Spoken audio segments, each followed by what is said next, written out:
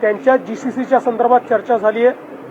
ही पण चर्चा अतिशय पॉझिटिव्ह झाली आहे आणि केवळ GCCच नाही तर त्यांचे डिफरंट ऑपरेशन्स हे कसे मुंबई आणि न्यू मुंबई या भागामध्ये आपल्याला आपल्या एअरपोर्टच्या विसिनिटीत आणता येतील त्या दृष्टीनं खूप सकारात्मक चर्चा त्यांच्याशी झाली आहे.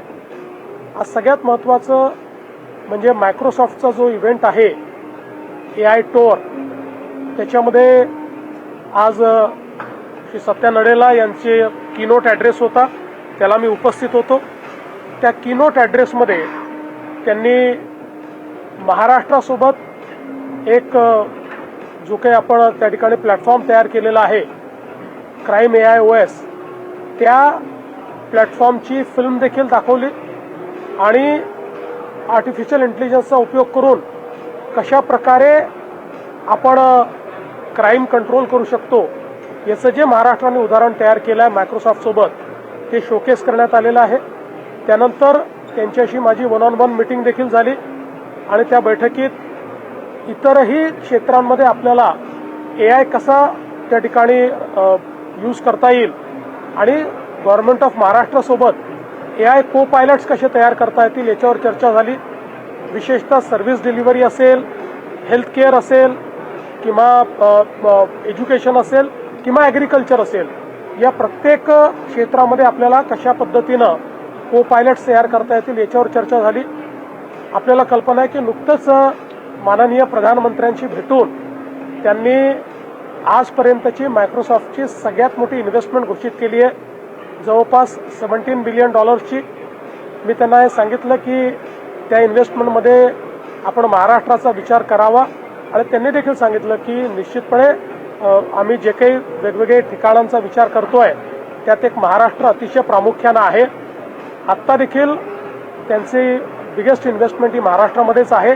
त्यामुळे मला असं वाटतं की निश्चितपणे येत्या काळामध्ये खूप चांगली इन्व्हेस्टमेंट आणि टेक्नॉलॉजिकल सपोर्ट आणि AIचा एक प्रकारे महाराष्ट्राला हब करण्याकरता मायक्रोसॉफ्ट पुढाकार घेईल अशा पद्धतीने चर्चा झालेली आहे जी अतिशय सकारात्मक आहे.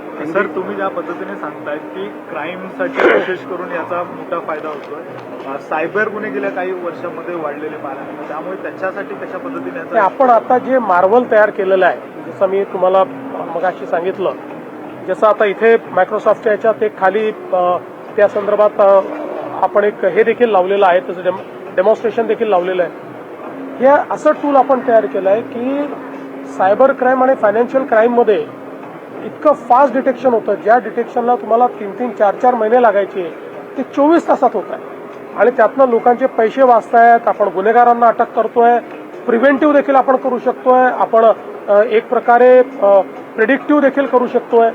मला असं वाटतं की क्राईमचं जे काही आज बदललेलं स्वरूप आहे सायबर क्राईम आणि फायनान्शियल क्राईम, त्याच्यात हे अत्यंत महत्वाचं आहे. दुसरीकडे जर बघितलं असेल तर तुम्ही ज्या पद्धतीने मुंबईमध्ये एक प्रोजेक्ट येणार आहे, पण महाराष्ट्रातल्या दुसऱ्या आणखी कुठल्या भागांमध्ये अशा पद्धतीचा प्रोजेक्ट असतो.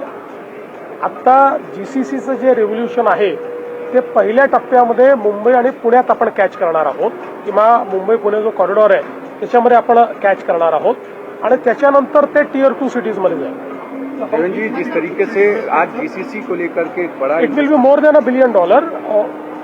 Most exciting part is that for the first time in Asia or probably in the world, they will be constructing property worth 2 million square feet, and the most exciting thing will be it will host 15,000 people, direct jobs for 15,000 people and indirect jobs for 30,000 people. So one single project will actually create 45,000 jobs.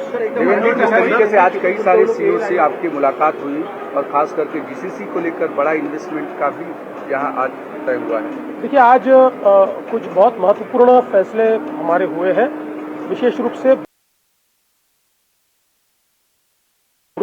मुख्यमंत्री देवेंद्र फडणवीस संवाद साधतात. Microsoft बाबत सत्या नडेला यांच्याशी चर्चा झाली. करीब 20 lakh square foot एक GCC तैयार कर रहा है. ये एशिया की सबसे बड़ी और शायद दुनिया की भी सबसे बड़ी GCC होगी. इसमें करीब 15,000 लोगों को डायरेक्ट एम्प्लॉयमेंट मिलेगा और 30,000 लोगों को इनडायरेक्ट एम्प्लॉयमेंट मिलेगा.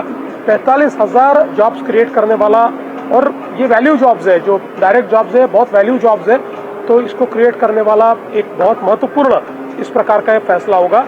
इसके साथ साथ फेडेक्स जो दुनिया की लॉजिस्टिक्स की एक सबसे बड़ी कंपनी के रूप में जिसको देखा जाता है, वो भी अपनी जीसीसी और उसके साथ साथ एक प्रकार से उनकी कंप्लीट इकोसिस्टम वो भी मुंबई के आसपास मुंबई पुणे कॉरिडोर में करने का विचार कर रहे हैं, चूंकि न्यू मुंबई एयरपोर्ट ने लॉजिस्टिक्स के लिए एक नया एक जरिया खोला है, तो उसको लिवरेज करने का उनका प्रयास है। उनके साथ भी हमारी बातचीत